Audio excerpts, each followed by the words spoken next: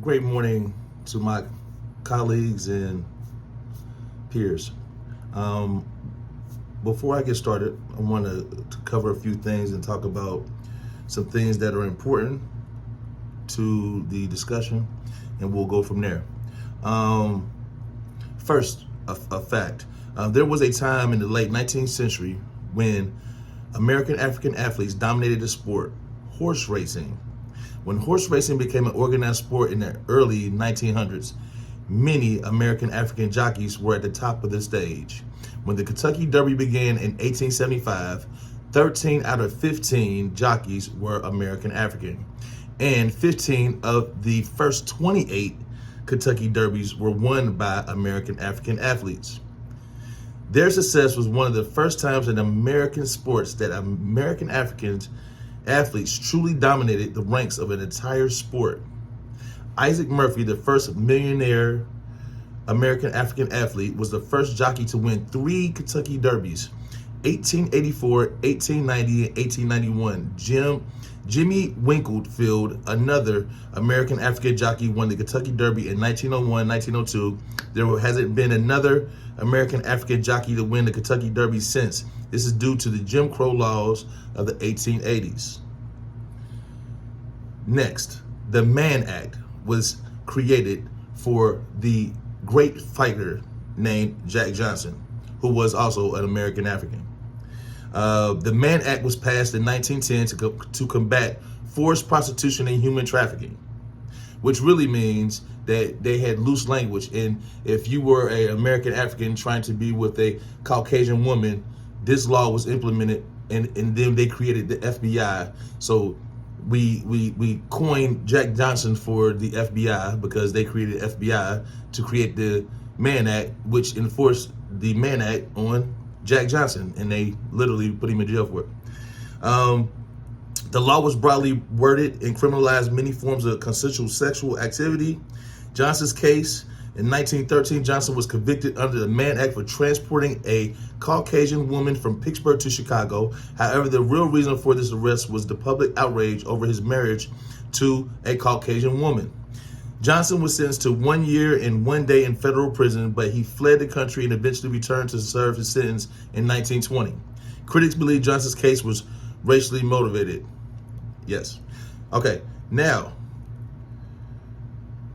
the Mann Act has not been repealed, but it has been amended in recent years. So this act is still in place in America today. Okay, so now let's get into our discussion. Should intercollegiate athletes organizations adopt the Eddie Robinson rule? If so, why or why not? Let's dive into this, and we'll first speak on the moral fabric of this. I'm gonna look at it from a utilitarian perspective. From a utilitarian viewpoint, the adoption of the Eddie Robinson rule by intercollegiate athletics organizations is a strategy aimed at maximizing overall well-being by addressing the deep-rooted racism in America's moral fabric. By mandating the interview of minority candidates, the rule can help dismantle long-standing barriers and systematic biases in coaching positions. This approach not only provides fair opportunities but also enhances the diversity of thought and strategy in sports, which can lead to more successful and competitive teams. Importantly, by promoting inclusivity, the rule may uplift minority communities, thus contributing to broad social fairness and harmony. However, it must be implemented genuinely to avoid superficial compliance that fails to address the issue at its core, which is racism. Deontological perspective. The deontological terms adopting the Eddie Robinson rule aligns with moral obligation to combat discrimination and uphold justice in the hiring practices. The rule reflects an ethical duty to ensure equal opportunity, respecting individual rights regardless of race. Recognizing the entrenched racial biases in the U.S., the rule acts as a safeguard against discrimination by mandating procedural fairness in recruiting decisions. It compels organizations to conduct hiring searches that consider diversity as moral imperative, not merely a policy checkbox. Critics might see it as a constraint on institutional autonomy. Yet the principle of the fairness justifies the rule's necessity. So in conclusion, in essence, the Eddie Robinson rule represents a crucial measure towards equality and fairness in the realm of sports.